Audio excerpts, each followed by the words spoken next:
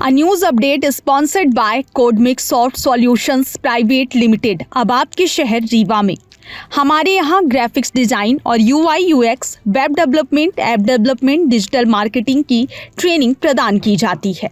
हमारे यहाँ free workshop में 2 दिन का फ्री डेमो सेशन प्राप्त करने के लिए आज ही अपना रजिस्ट्रेशन करवाएं।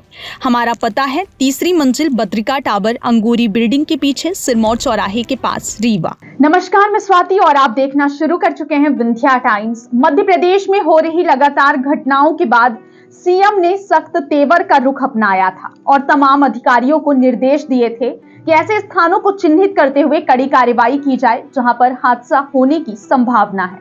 सीएम के निर्देश के बाद दूसरे ही दिन रीवा में सबसे बड़ी कार्रवाई की गई। रीवा में बीहर नदी के तट पर कराए जा रहे अवैध कॉलोनी के निर्माण की भनक जिला प्रशासन को लग गई। इसके बाद दल बल के साथ पहुंची एसडीएम ने नदी के तट पर 40 एकड़ भूमि में करवाए जा रहे अवैध कॉलोनी के निर्माण को मौके पर ही तोड़ने के आदेश दे दिए। सीएम के निर्देश के बाद प्रशासनिक अफसर एक्शन मोड में आ गए। रविवार को सीएम ने सख्त कार्रवाई के निर्देश दिए थे, जिसके बाद प्रशासनिक टीमें अलर्ट हुई। इसके बाद एसडीएम वैशाली जैन के नेतृत्व में एक टीम मौके के लिए रवाना हुई। मौके पर पहुंचकर एसडीएम ने जांच पड़ताल की और तत्काल ही कार्रवाई करने के निर्देश दिए और कॉलोनी के निर्माण को रोककर उसे बुलडोजर से तोड़कर हटाने के आदेश दे दिए। प्रशासनिक टीम की इस बड़ी कार्रवाई के बाद अवैध कॉलोनी का निर्माण करने वाले बिल्डरों के बीच हड़कंप मचा हुआ है। सोमवार को प्रशासन ने जिस अवैध कॉलोनी पर कार्रवाई की है, उस कॉलोनी का निर्माण शांति रॉयल एस्टेट के बिल्डर द्वारा कराया जा रहा था। इसके बाद एसडीएम हुजूर वैशाली जैन मौके पर पहुंची और अवैध कॉलोनियों को चिन्हित किया गया, जिसमें पाया गया कि तालाब के किनारे बिल्डर के द्वारा अवैध तरीके से रोड बनाकर वहां प्लॉटिंग कराया जा रहा था, जिसके कारण भविष्य में घर बन जाने के बाद वहां बड़ा हादसा हो सकता था, जिसको लेकर एसडीएम ने तत्काल निर्देश देते हुए अवैध निर्माण को जमींदोज करने के निर्देश दे दिए। निर्देश के बाद अवैध निर्माण को तोड़ने की कार्रवाई शुरू कर दी गई है। मौके पर पहुंची एसडीएम वैशाली जैन सरपंच, सचिव और इंजीनियर को तत्काल मौके पर बुलवाया। इसके बाद फैसला ऑन द स्पॉट कर दिया। एसडीएम वैशाली जैन ने सरपंच और सचिव को जमकर फटकार लगाई। एसडीएम ने तत्काल पुलिस को निर्देश दिए कि इनके दस्तावेजों की जांच करो और इन्हें थाने में भेजो। दरअसल सरपंच और सचिव ने शांति रॉयल एस्टेट के बिल्डर को लिखित तौर पर यह परमिशन दिया था कि आप यहां कॉलोनी का निर्माण कर सकते हैं, जबकि सरपंच सचिव को किसी भी बिल्डर को कॉलोनाइजर बनाने के लिए परमिशन देने का कोई भी अधिकार नहीं है। सरपंच सचिव ने बिल्डर को पंचायत के लेटर पैड पर बिल्डर को कॉलोनी के निर्माण के लिए परमिशन दिया था। बताते चले कि शनिवार को रीवा जिले के गढ़ में जर्जर दीवार ढहने से 4 मासूम स्कूली छात्र छात्राओं की दर्दनाक मौत हो गई थी, जिस पर सूबे के मुखिया मोहन यादव ने संवेदनाएं व्यक्त की थी। इस हादसे के 12 घंटे बाद ही सागर में ठीक उसी तरह घटना हुई। जर्जर दीवार ढहने के चलते पंडाल में कथा सुनने के दौरान 9 मासूम बच्चों की मौत हो गई। इसके बाद मुख्यमंत्री मोहन यादव ने कड़े तेवर अपनाए। उन्होंने सभी मध्य प्रदेश के जिले के कलेक्टर और राजस्व अधिकारियों को निर्देश दिया कि इस तरह की दोबारा घटनाएं ना हो, इसे सुनिश्चित करें और जहां जर्जर दीवार या बिल्डिंग या अवैध तरीके से निर्माण कराया जा रहा है, उसके खिलाफ उसे चिन्हित कर कड़ी कार्रवाई करें। इसके बाद आज रीवा में प्रशासनिक टीम ने 40 एकड़ भूमि में अवैध तरीके से निर्माण हो रहे कॉलोनी पर बुलडोजर चलाकर उसे जमींदोज करने की कार्यवाही की है।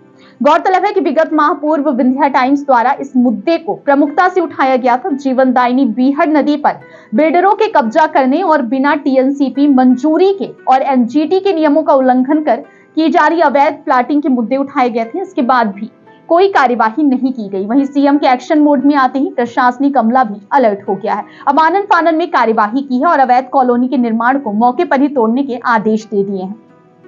हम आपको बता दें कि बीहड़ यह ऐसा क्षेत्र है जहां पर थोड़ी ही बारिश में जल भराव की स्थिति निर्मित हो जाती है। विगत दिनों रीवा में हुई बारिश के कारण यहां आसपास के घरों में पानी भरने लगा था, जिसके कारण यहां हादसा होने की अत्यधिक संभावनाएं बढ़ जाती हैं। रीवा से मनीष दाहिया की रीवा जिले में नगर निगम रीवा के अंतर्गत और साथ में तहसील हुजूर के अंतर्गत बहुत सारे लोग कच्ची प्लाटिंग करके और बिल्डिंग बना के बेच रहे थे। साथ में नदियों के किनारे एक शाही बिल्डर हैं, एक सिंह साहब हैं और एक प्रहलाद सिंह जी हैं। प्रहलाद सिंह की लगभग 56 एकड़ की ज़मीन है।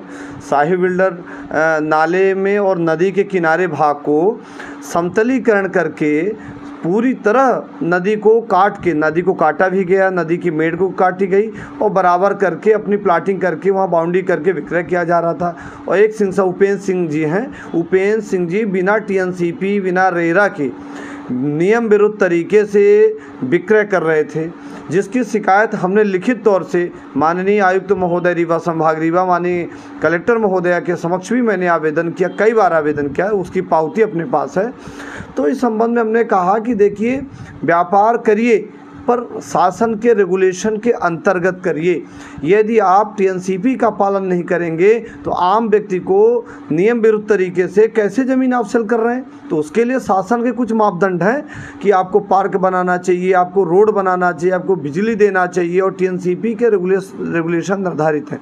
प्रहलाद सिंह जी कई एकड़ ज़मीन को एक कुछ अंश को उन्होंने टीएनसीपी कराई और पूरे ज़मीन को उसी टीएनसीपी के आधार में विक्रय कर रहे थे। साथ में नदी में कई लोगों ने नदी के किनारे भाग में बिना परमिशन के, एक रेंजर जंगल विभाग के वरिष्ठ अधिकारी, उन्होंने नदी के, आपने देखा भी होगा फोटोग्राफ्स वगैरह, नदी के भाग में सीढ़ियाँ बना दी। किसके परमिशन से?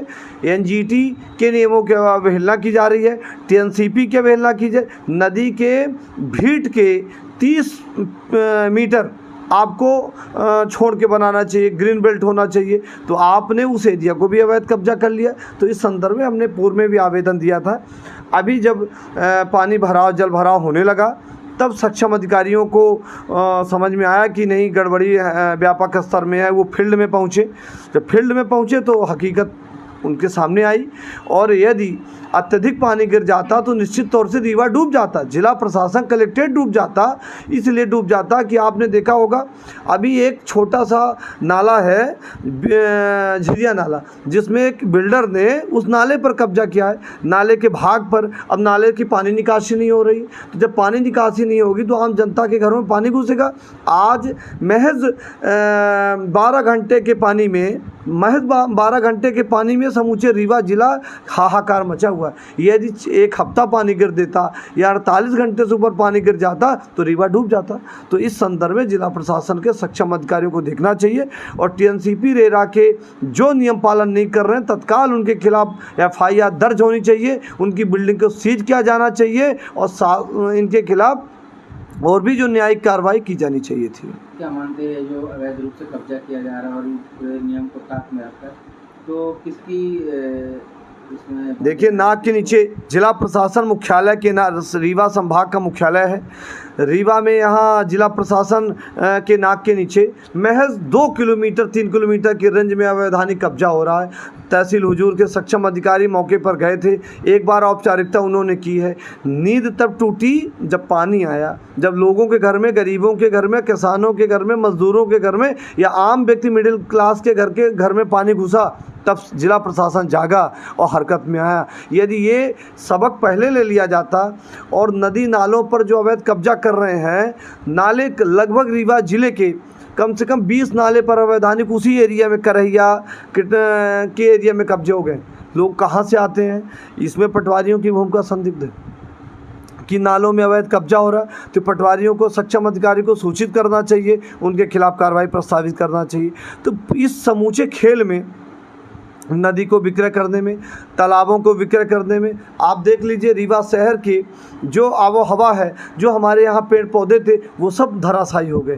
तो वहाँ पर हम लोग कहते हैं ग्रीन बेल्ट लगा रहे हैं, हमारे बड़े विशाल पेड़ काट के आप नागफनी, कैक्टस या वो छोटे छोटे प्लांट्स लगा रहे हैं। इससे हमको ऑक्सीजन मिलेगा। आज हमारे रीवा ज़िले का जो टेम्परेचर था आप सबने देखा है, इसीलिए रीवा ज़िले का जो वातावरण है, नदियों का जल स्तर घट रहा है, पानी घट रहा है, वातावरण खराब हो रहा है। तो इसको दृष्टिगत रखते हुए, पर्यावरण को व्यवस्था दृष्टिगत रखते हुए हमने एक आवेदन लगाया था जो आयुक्त रीवा संभाग कलेक्टर महोदय के यहाँ दिया था। हम एनजीटी में भी केस फाइल कर रहे हैं, उसकी प्रोसेस हमने पूरी कर ली है और हम एनजीटी में भी लगाएंगे। यदि जिला प्रशासन, सक्षम अधिकारी इनके खिलाफ कार्रवाई यदि नहीं होती है, पूर्णतः कार्रवाई, ये तो अभी औपचारिक कार्रवाई है। रीवा जिला में प्रहलाद सिंह 56 एकड़ 52 एकड़ की एरिया में जो बिल्डिंग बन रही है बिना टीएनसीपी के कच्ची प्लाटिंग बेच रहे हैं।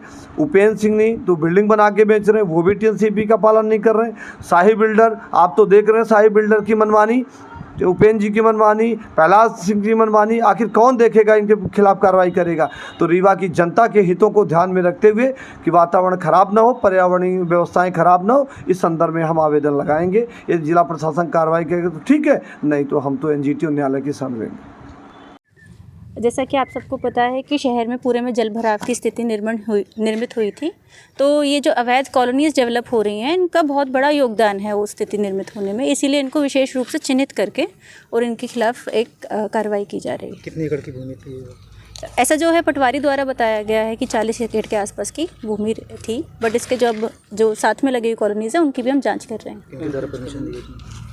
इनकी परमिशन के जो कागज़ है उस पर सरपंच सचिव के हस्ताक्षर हैं जो उन्होंने स्वीकारा है, बट इसके ये जांच का विषय है कि क्या उनको अधिकारिता थी या नहीं, वो प्राधिकृत अधिकारी थे या नहीं। किस किस प्रकार का की? यहाँ पे जो है अभी हमने सरपंच सचिव का प्रतिवेदन बना लिया है, सीओ ज़िला पंचायत को भेजा जाएगा और इस अवैध कॉलोनी का जो है वो पंचनामा और पेपर रिलेटेड जो है जितना वर्क है वो हमने कंप्लीट कर लिया है।